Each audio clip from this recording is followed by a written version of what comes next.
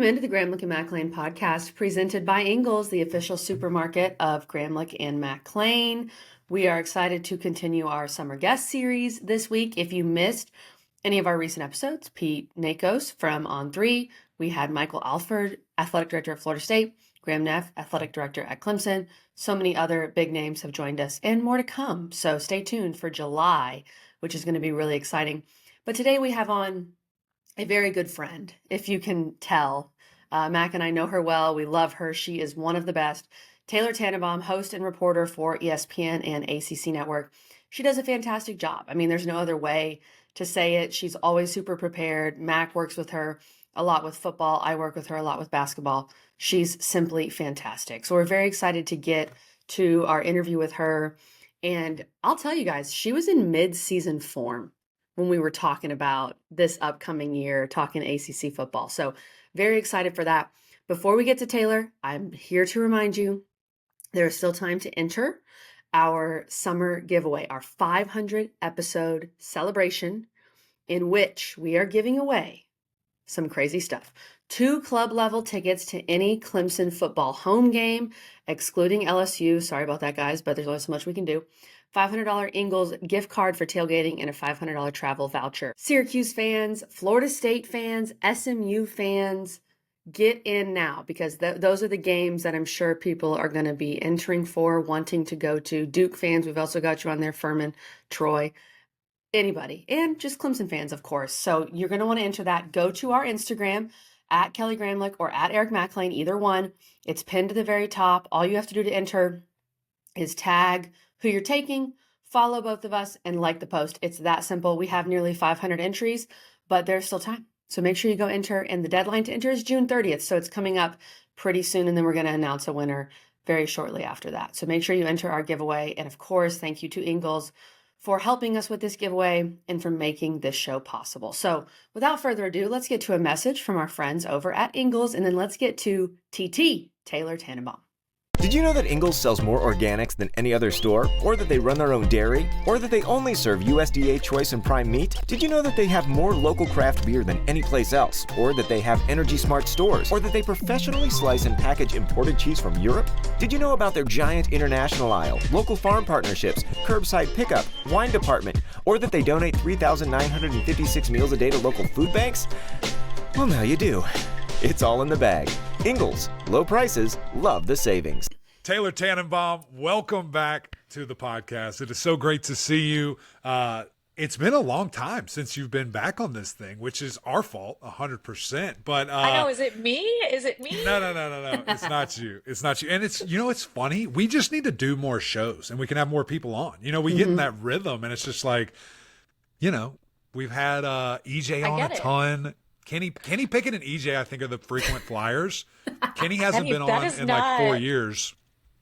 That wouldn't have been on my bingo card. I know. Listen, I like it. They were good that year, and that's true. They brought it. But great to see you, friend. True. It's summertime. Great to see you. I'm gonna tell everybody because they'll see it eventually. Mitch has a photo shoot today. Can you tell us about that and what else summer is kind of? You were just in Alaska. Look at Mitch. Sleeping Mitch. Come on. Here's Mitch. Aww. He's resting up before his portrait photo shoot today. I applied for some on Instagram. There was like an ad. It's like, we need dogs for a portrait shoot. And they dress them up in crowns and stuff. So I applied, and obviously my star of the show got picked. So we are going to Amherst, Massachusetts for a little photo shoot. Oh my gosh. You're traveling that'll be fun. states. You're going state to state to do this. An hour travel, and he will get a pup cup. So there's an advantage here. Sorry, awesome. I need to decorate my new apartment, so I figured why not a canvas of my dog that I actually look at in my apartment every day. Yes. Anyways, so that's on the docket. And then I went on a nice little cruise with my mom and dad to Alaska. That was my relaxing summer vacay, not exactly tropical, but the home of Carlos Boozer. I asked everybody in Juneau if they knew my friend. They all did. Wow, they did. Okay, good. Listen, Carlos Boozer's a thing in Juneau. Yeah. So, and he's a thing nationally, obviously. Of course, but no, we had a great time. And if you've never been to Alaska, and we did the cruise route, it was stunning. Wow. Very cool. It looked place. cool. And Your Instagram stories were awesome. It looked really fun. Yeah. Worth every penny. I love that, Taylor. I love that for you. I love this for Mitch. I can't wait to see his portraits. And one thing, Mac, as we dive into a little bit of Taylor Tannebaum time and talk about her first 3 years at ESPN and talk about working with Eric Mac Lain, because it's tough. And then we get into some ACC football, obviously. But Mac, okay, and I don't know if you guys have talked about this as much as you and I did when we were doing basketball stuff. Mac, do you know that Taylor Tannebaum is a flag football legend in South Florida? Dying. Yeah, she was a cornerback. Lockdown, like it was basically Taylor Island. You did not look on that side of the field wherever she was. No, you didn't. I don't remember what number you were though. What did you guys have numbers? What number were you? Yes, I was number 38. Don't think that's weird. It's my lucky number. It was my soccer number. The worst number I've ever heard. It was when I was a freshman, you got defaulted numbers. You know how this works. It's a hierarchy. And I got 38 and it became my number. And now I see the number everywhere. Wow. But Kelly, that's very kind of you. I'm definitely not a Division I athlete like the two of you, but we will proceed. Can I just say this real quick, Kelly? I've seen the articles, Mac. I've seen the articles, the write-ups of Taylor Tannebaum with game-winning pick sixes. But here's the deal. If I see 38 lined up as a DB, we're targeting you every play. Like, you have no swag. You have no swag. That's the point. Listen, it's all mental. Yeah. So, listen, it's chess, not checkers. I wear 38. You target me, you get picked. The end. And you get picked. Yeah, Boom. There you go. Well. Boom. Proof's in the pudding, I guess. You got the stats. Excuse me. Let me back up. Sorry. I'm still waiting on the highlights. I really need you to send me these highlights. If we found those, game changer. There's got to be a camcorder video somewhere. Yes. Talk to your dad. Your dad's got to have something. 100%. I'll get on that next time I'm home. I promise. Please. Yeah, we have your video. What about my high school video? Come on now. Taylor, when I found out this information, it was like the best information that I could have found out. It made my day when I found out about your epic career. Glory days. Your other career, now as a broadcaster, I was looking this up because I was like, when was Taylor hired? Because it feels like you've always been with us, truly. And we had you on, I think, right around when you were hired. So you're coming up on 3 years? That is shocking to me. Me too, because it feels like it was yesterday. I still tell people I'm new here, but I'm not. But it also feels like it's been an eternity. And it's been so much fun. And I think that's part of why it's just not really felt like work. And it's like every day you're having to come to work. It's because it's been so much fun. And it's been so many cool opportunities, different things. I got hired initially as Mark Packer, who is retiring, the show as of June 19th, the official last day of ACC PM. I got hired to be his co-host on a 3-hour show, and I was in the trenches there.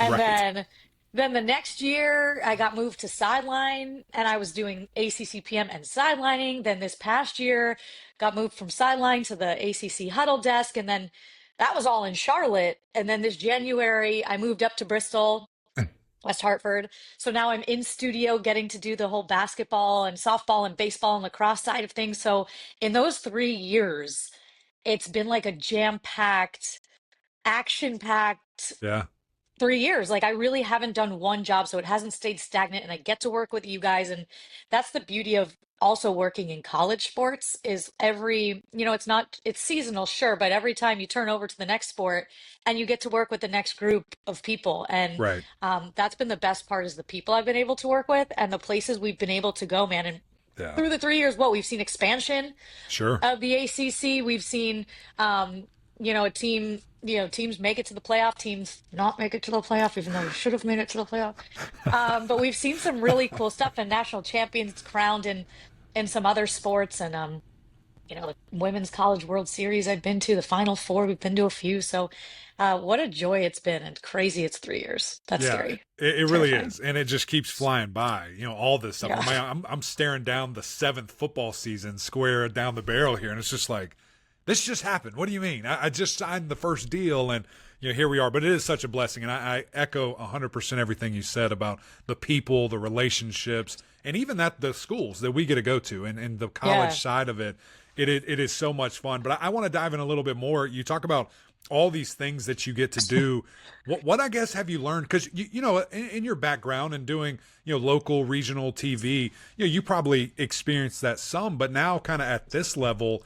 What does that take to jump sport to sport and to do a 3-hour daily show for, however long, you did that, a year plus?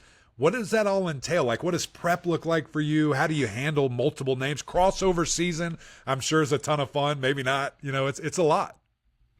So it's funny. I look back when I got this job, and it was when my agent called me and said, "Hey, ACC Network's hiring you for ACC PM." I knew it was a 3-hour show, but like, I don't think I thought about what that was going to mean. I was like, oh, cool. I only work from 4 to 7, Monday through Friday. Like, absolutely not. That is not what it is, right? I don't know what alternate universe I was living in. What I have learned in the last 3 years is how to prep. Like in local TV, you obviously prep a lot because you're covering a bunch of different stuff, kind of like you do on the college level. Like your hands are in a lot of different cookie jars. But you have to be so much more prepared on this level. It is insane. So the most difficult part hasn't even been the on-camera stuff. Like there's an adjustment to working with different analysts and working different shows and different styles and different sports. But the biggest learning curve has been learning how to prep, what to study, when to study it, what to omit, because there's some things like, I'm the type that likes to over prepare, and you can inundate yourself to a point where now you're like, I don't even know what I just read. So you have to really figure out what works for you. And in those early days, I was working, I'd wake up at 7 a.m., prepare till I was doing my hair and makeup at 2, go to Packers at 4, be on TV till 7, come home, eat dinner, and I would be preparing again for the next day from 9 until I went to sleep. Yeah. Because there's so many teams. Now we're 17, 18 teams, so many sports and so much to know. And we're all perfectionists. You don't want to screw up names. So you don't want to screw up anything. You don't want to screw up schools and who they're playing and all that location. So the prep work has been the most difficult thing. But what I've just learned over time is rely on you guys. You guys are the experts when it comes to the sport. I am not you. I didn't play flag football. I didn't play tackle football. I didn't play basketball at the highest levels like you guys have. So, relying on your analysts, asking questions, and none of them are stupid. Like there are still times, when I'll ask you, I'll see something. There was an instance in baseball this week. I did not know, and I'm going to be completely honest, that you can't drop a ball that's hit to the infield purposely. Yeah. Yeah. I saw it in the Louisville Coastal Carolina baseball game. You can if it's a fly ball. You can if it's directly hit at you. And he dropped it purposely to try to turn a double play. And he got called for it. And I didn't know that. I genuinely didn't know that because you don't see it often, right? So I asked Danny Graves, our baseball analyst, about it. So it's really relying on you guys, and figuring out the study habits that work best for you has been the biggest learning curve. Yeah, and I love that that's what you brought up, because it's such an art form almost, and the thing that you said about preparing, timing of the prep, I'll never forget when the transfer portal became a real thing. It changed our process too, because guess what? These teams can be completely different post spring. By spring ball, they are. Yeah, by spring ball a couple of years ago, I would have my work done ready for August. Well, that first portal time, I had all that work done. I had to throw it all away because the teams were different. I mean, it was completely different people. Guys left and went other places. And KG, the timing of all that and the prep with it's a huge deal. It's a huge learning curve. Well, no one preps like Taylor. That's one thing that really I saw it every Saturday. To Taylor right away. I was like, okay, this girl, because I respect that, right? Like if you're prepped, because I'm a over prepper too. And if you do that, I'm like, yes, you're my girl. We can make this work. Okay, Taylor, what went into, I'm going to go ahead and I'm going to suck up to both you guys. Okay. ACC Network's premier television program, football show, The Huddle. Ladies' night? Well, I mean, I might say something else, but this is probably what the bosses would say. And so you're taking over The Huddle. First of all, you're hosting a show with a bunch of dudes, which is a little different, right? They all have really impressive pedigrees of football backgrounds. You're diving into college football, which is something that people literally die over. Auburn, Alabama, as you told us stories last time. Yes. So what was it like taking over The Huddle? And specifically, most importantly, what was it like working with Eric Mac Lain? And please be honest. Well, it was one of those things that like I'm figuring out what's going to happen moving forward because it was so hard to sit next to him. Sure. So no, I I'm do it just every kidding. day. Physically, because there's not enough It was room, really, at the desk. There's not enough room. yeah, it was, it was He can tough sweat. I at know. times. He can sweat. No, the most difficult thing about working with EMAC is when Clemson's playing a really high Oh. profile game, navigating what his emotions are going to be. Like, can I joke with him Yeah. about this? Is he okay? Like, is he well? And I will say, this year he was very good about not like throwing things. No, I'm just kidding. Not like getting too high, too low. Like there were times where like you got to give him 5 minutes, but Sure. really after the 5 minutes, he was Taylor, good. who's worse? Mac when Clemson's playing or Muffet McGraw when Notre Dame's playing? Muffet. Okay, Almost good. Muffet. Because Praise she the Lord. doesn't say she doesn't say anything. And then it's like I'm scared to ask You her don't a want to ask question. her. Yeah. No, you probably won't like get mad at me. You're just mad at the world. Yeah. Like Muffet, I don't know which way it's gonna go, and it's not Yeah. intentional. She's She's just hard like to read. she's locked in. This is a very transparent thing. This is good. I'm glad you brought this up. Yeah. Taylor. It's No, very I think true. It's very true. You grew this year. You did. Like, Yeah. what was it? Oh, it was the South Carolina game. I hate to bring it up, but it Oh, was God. and we were at Virginia. We were at Virginia Tech, and I was like, it's really cold also in Blacksburg, and I was like, this is about to be a long night. And he was really good, participated and was totally fine, and was honest But and transparent. How was the night show? Because everything Really good. changed. Everything changed at True. 3:30. Syracuse. Once that happened, all was well. But It was all great. but I will say, you do give your honest opinion, even though you're still That's right. like a Clemson guy, which I appreciate, and Yeah. you always Yeah. do too, Kelly. But the transition to the huddle was so much fun and really easy because I had made a relationship with all the guys on the desk the years prior, just getting to travel as the sideline host and getting to travel with ACC PM, and they always made me feel welcome, right? Like they always made me feel like my voice matters. That's the big thing is you and EJ and Eddie have always encouraged me, give your opinion. Like, and if I do have a good opinion, you guys have always been very good about that was good, do it again. So, reinforcing that. So I think that was the easiest part. And what I learned doing that show is a lot of it is just based on, it's changing all day. Vibes and environment and having a good time. And a lot of the times people at home, like the stats matter, obviously, but like showing the environment and having fun and bringing people into the field where they aren't. And it's okay to be goofy and fun. We had a great time at SMU. Like that's the one that stands out with, Bryson DeChambeau, and you went and got barbecue for us, just like wearing cowboy hats. Like it's not that serious. It's college football. And people like Absolutely. it. They want to see Yeah. it. And I think to double down on you giving your opinion, because it's interesting, right? Like hosts, you have to teeter that line of, Right.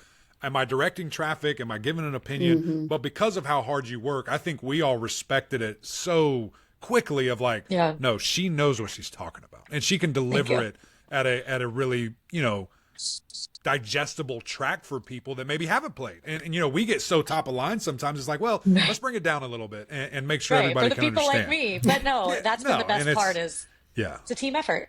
No doubt. And it was a big joy, and it was a ton of fun. I do want to hear some stories, and actually I'm going to defer back, KG, because you had it written in here and you heard about it. I'm going to punt to you, and you can frame this Well, however Mac, you want to. you lived it, but I remember this. No, story. I didn't. I was asleep. That's true. I was not there. The hosts sometimes, I would say, work harder than us, Mac, for sure. And it is No question. to your No point. question. It's such a tougher job than people think, hosting. And it's hard to balance. Imagine out. me But talking in your ear right now while you're talking, telling you where we're going next. Exactly. But you And you also gotta have keep to us all in listen line. and ask a follow-up question and then get us somewhere else. because Have we fun. just want to keep talking forever.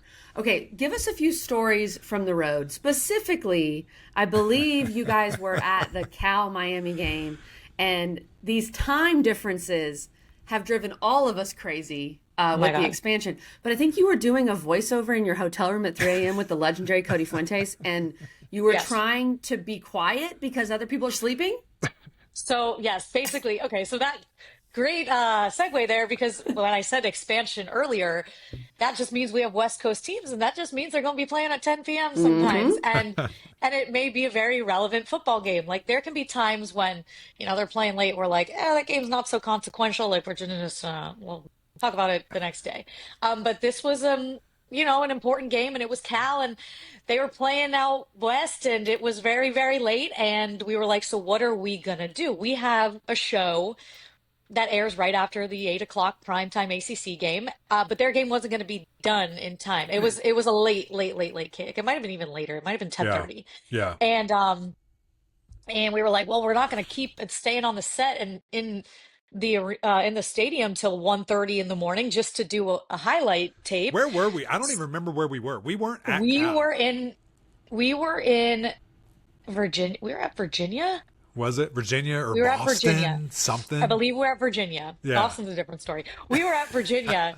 I remember because the hotel. We were at Virginia, and they were like, "All right, so Taylor, you and your producer Cody are gonna stay up." And also shout out to the people back at Base Camp, Brian Ives and everyone, because in studio they have to turn it up here in Bristol and put it in the show. Right. So essentially, at like when Cal was finally done, they cut a highlight, got a nice little pillow in Cody's hotel room, went like this with the microphone in front of me, and I was like, "Hey guys, Cal taking on who was it? I don't remember who the game was. Miami. It was the Miami game, wasn't it? Which was so crazy. Yeah, it was that's a what crazy it game. was. Yeah. Cal taking on Miami, and it was like almost like ASMR because I had to be quiet in the hotel room, and it was like we're all energized in the show, and then it cuts to the Cal highlights. Like, let's go to Cal. They're playing Miami, and not to mention it was the craziest comeback we'd seen all season. Yeah. It was, and Cody's we're like dead tired. It's almost 2 a.m. at this point, and we're like, and for like a 35-second highlight, we're like, yeah, we're never doing that again. So to be fair, the bosses were like, yeah, we're not doing that ever again. Yeah. So that was a time, and to be fair, it was better to just have like 2 people stay up than like all the analysts. That would just be ridiculous. But of course, it has to be the host always. No, yeah, always has to be the host. The crazy story, the Boston story, was after our game, we went and got like cannolis and pastries and stuff at Some one of the people cool got bakeries. chicken parm. You know, I'm not going to throw any names out, but some people got chicken parm. There was a chicken parm like hot pocket. It was Oh, that sounds 10 out of 10. amazing. Listen to it was so good. I got a cannoli and that. You got to get savory and sweet. Yeah, that absolutely. night I took a red eye, or that morning I took the first flight out to Vegas from Boston to go do my first WNBA playoff game sidelining. So sometimes you just got to do it all, man. You just got to figure it out. No so doubt. we did football, and then the brain went basketball. Crazy. Playoff Crazy. basketball, big deal. With a cannoli in hand. That's right. Whatever it takes. Whatever it Whatever takes. it takes. Gosh, that was so fun. And there's so many cool things. And, you know, being on the road and traveling, but doing a football show in general, there's just a lot of stuff. Like you said, it changes every second. You know, who knows? There's big comebacks. There's horrible losses. We're adjusting on the fly. And also, you know, we did a lot of cool things on site at different places. I don't know if I've ever asked you this before, but what was your favorite trip? Like, did you have a place that we went? You mentioned Dallas. That might be the answer. But, you know, which one did you like the most that you think about, you know, when people maybe ask you that? Dallas for sure. Like that one was really fun when we had Bryson on, and that was the Florida State game, I'm pretty sure. Yeah. They ran my team out the building, but that's okay. A lot of people did last year. It happens. It was just, you know, incorporating them into the ACC last year was really, really fun. And they like to play along. The fans were awesome. It didn't matter how early our show was. They came out and supported us. You know, people were so willing to like do things for us and bring us barbecue and welcome EMAC into the tailgate. And we got to do the whole cowboy hat thing. And when you get to see a legend like Bryson DeChambeau and obviously Bill Armstrong, who's, you know, one of their biggest donors there, is awesome. And they gave us great tours, and just the vibes are so high in Dallas. Look, I know the Stanford game was against SMU and maybe not a ton of people in the stands, but our trip was really fun. We got to go to a basketball game, Warriors, and we went out to dinner in San Francisco. So like, that's the beauty of our That was fun. I forgot that we did that. We went to a freaking Laker Warrior game. That was crazy. It was early in the season and it was a preseason game, I think, but like we get to go to cool places, especially with the expansion. So I'm not that is a complaining. benefit. Cool. They haven't sent me out there, and honestly, I'm cool if I don't go, but you know, it would be an excuse to get out And we there. stayed at the Four Seasons. Yeah, that was pretty fun. That's not That was bad, pretty Taylor. fun. That's But not it was bad. nice. Where do we stay in Tallahassee and Clemson? The Holiday Inn.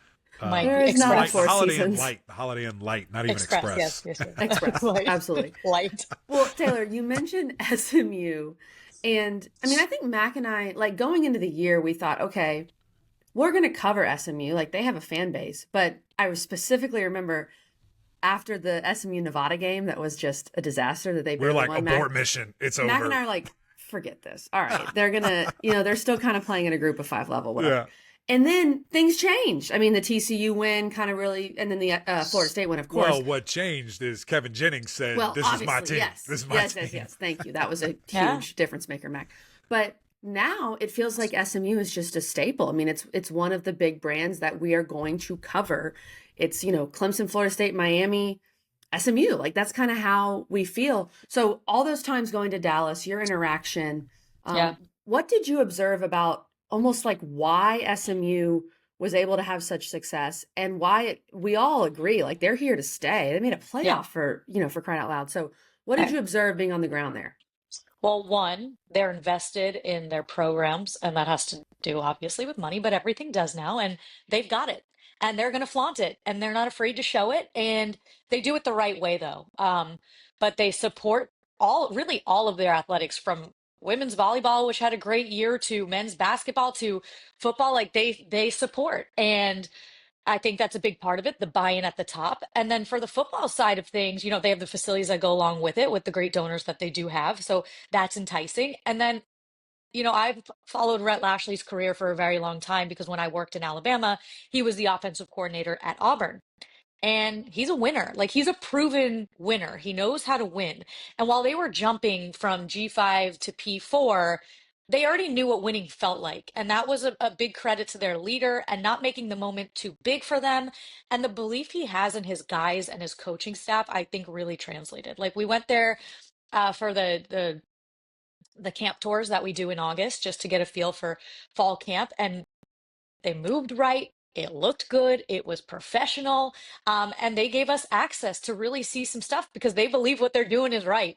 And I knew from that moment, when they weren't gatekeeping and they were really open about things, like, they've got something going on here. And I think it just starts at the top with really the leadership for the university, the donors, and the fans who've really bought in, and then Rhett Lashley at the top and putting people in position to succeed. And he didn't make the moment too big. You could have made it big. Right. And even toward the end of the season, where it was like every game for them really mattered in terms of the playoff conversation, they really kept it in house. And I think that's a credit to what they have on campus. Yeah, no, I don't think there's any doubt. And just to, again, have seen it, firsthand, like you just mentioned, the summer camp tour, and you're just like, there might be something here. And that's probably really a reason why KG and I got so excited leading into it. And then there was that lull. But you make a change at quarterback and everything is different. I mean, it is one of the few positions in sports that if you adjust the right way, look out. The team can be completely different. I know it's June. I know it's early, and we're going to jump into a bunch of teams here, and who knows what'll change between now and camp. But what are your thoughts, I guess, on SMU going into year 2? I mean, you go undefeated in conference play your first year in, get to the championship, lose by a walk-off last-second field goal to the Clemson Tigers, who have owned the conference, for so long. What's the encore? What's next, in your opinion, for SMU here? I mean, they set the standard.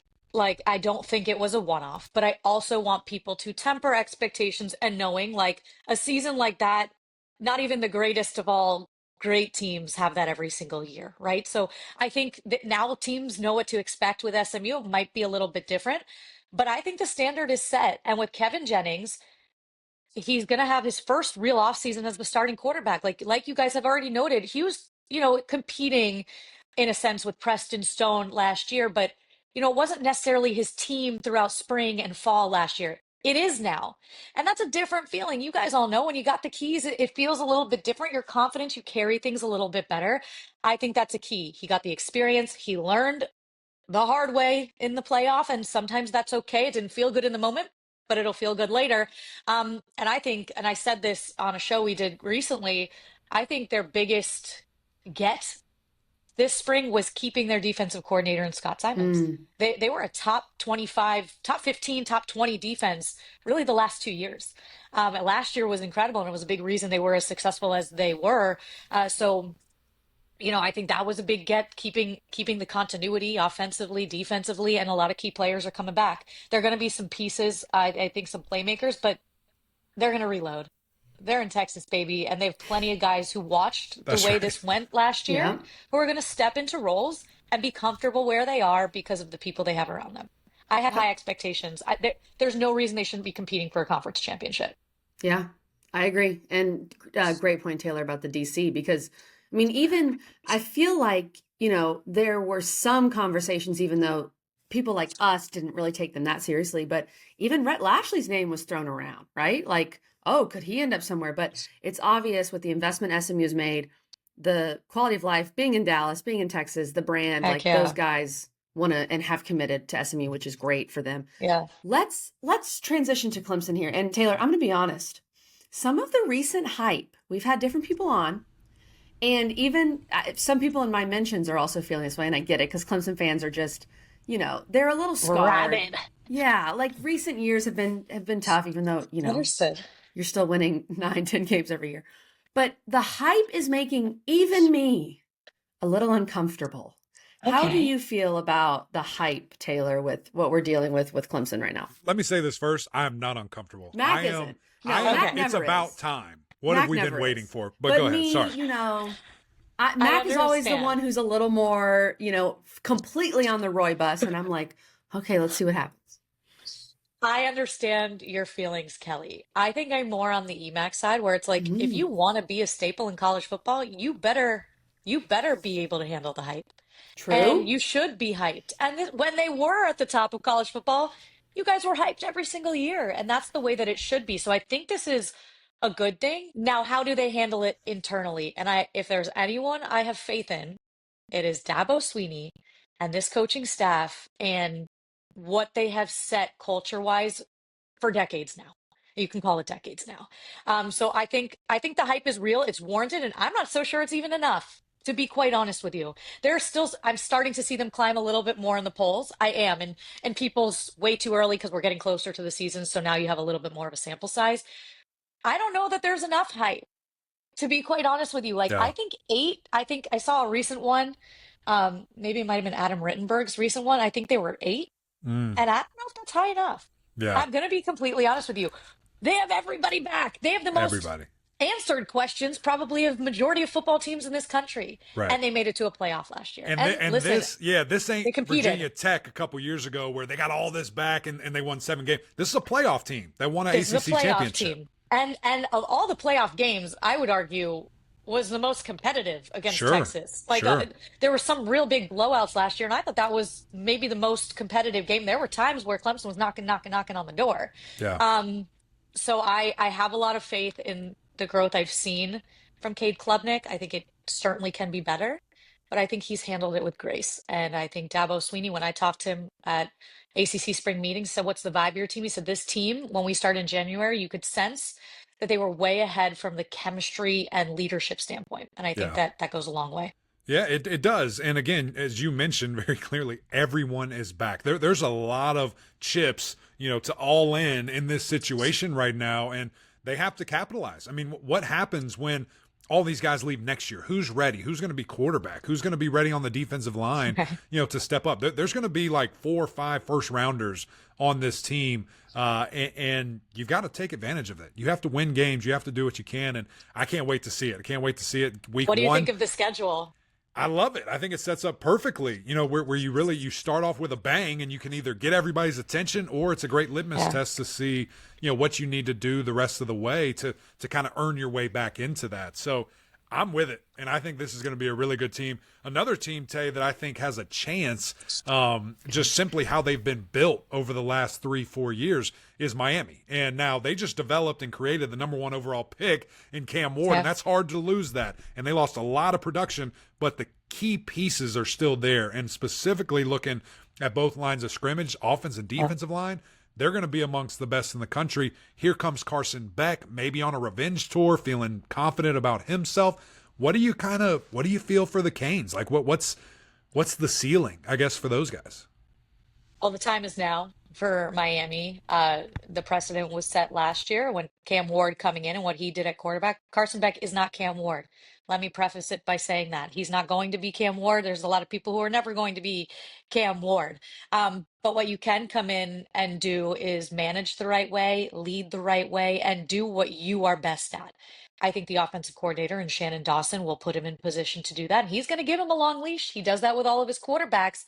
Carson Beck has to give it back. And from everything I've heard, coming out of Miami, he has come in that leadership role and stepped up because that's something Cam Ward did really, really well to gel the team. And I know there were maybe some question marks if he was doing that the right way at Georgia, and maybe he wasn't. But everyone deserves a second chance, and maybe you need a reality check. And maybe that's exactly what Carson Beck is going to get here and mature a little bit and be a different person. Now, the one question mark I do have for Miami is, their pass catchers. They're losing their top 6 receivers from last year. Yeah, it's going to be hard. That's tough, but I believe in the recruiting process that they've had, and they have some really quality guys. CJ Daniels coming over from LSU is like a 6th-year receiver, and he should be really solid for them. Elijah Lofton was really good for him last year. Ray Joseph, JoJo Trader, like those are guys who have to step up. That's my biggest question mark. They have a great backfield, and I think defensively, with a change at DC, I think they got to be a little bit better on that side. But I think the expectation is Miami's competing, and Carson Beck can't be Cam Ward, but he has to be the best version of himself, and I think he's on his way to doing that. Has to stay healthy though. Yeah, I totally agree, and I think you were being a little kind there. I'm gonna double this down too.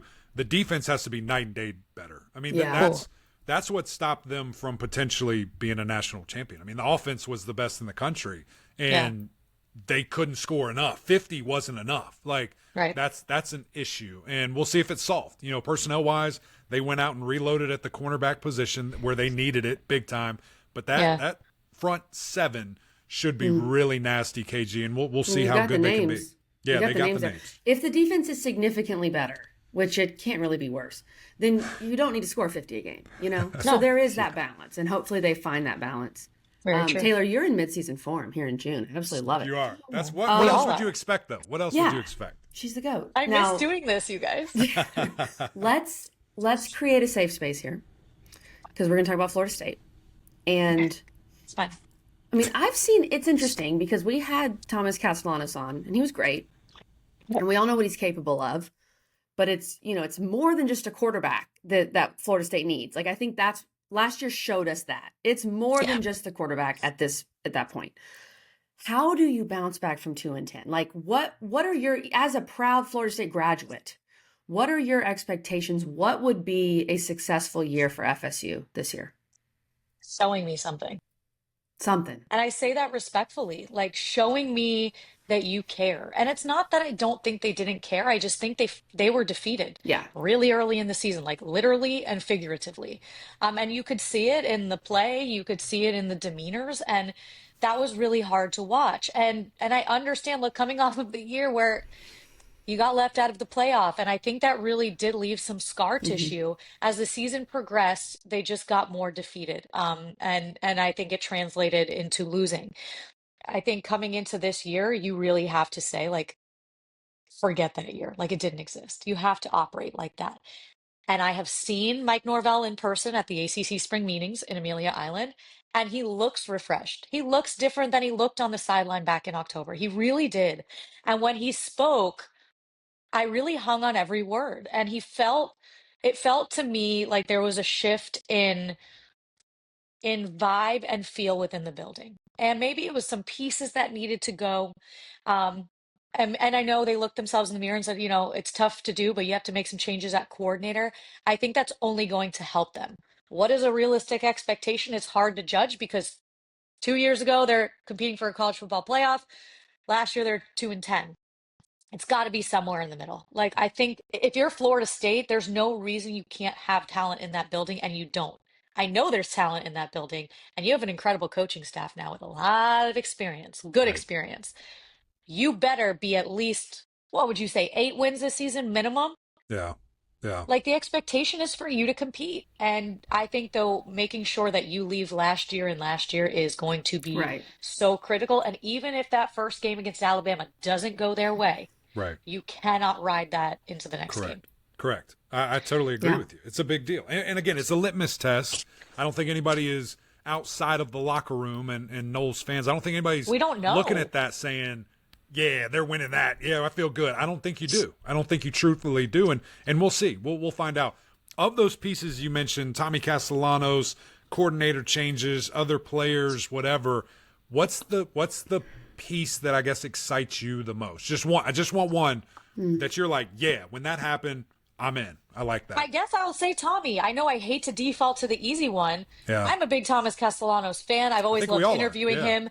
I just love his swagger. And I think kind of like I just alluded to with Carson Beck and maybe just things at Georgia, it's just sometimes time to start anew. Like we did not see the best of Thomas Castellanos last year in a Boston College uniform. And I don't think we were allowed to. I don't think we were allowed to because what they made him do.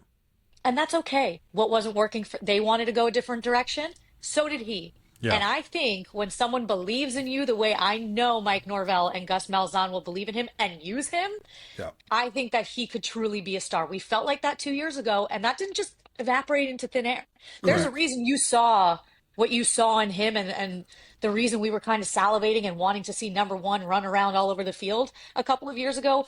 You're going to get to see that again, I think, in this Florida State offense. Yeah. I watched, like I mentioned, when I covered Alabama and Auburn years ago, when Rhett Lashley was the OC and Gus Malzahn was the head coach and Nick Marshall was out there wheeling and dealing. That's right. That was some good football, and that was some fun football. And if they can capture some of that with Tommy at quarterback, he's already, I've seen on social media, been a really great leader, and it feels like people are rallying around him. I think this could be a good recipe for the Noles. That's an interesting analogy with Nick Marshall. I think that's really interesting. Okay, Taylor, we know that Mitch has his portrait, so we know that we're good. We're good. Busy.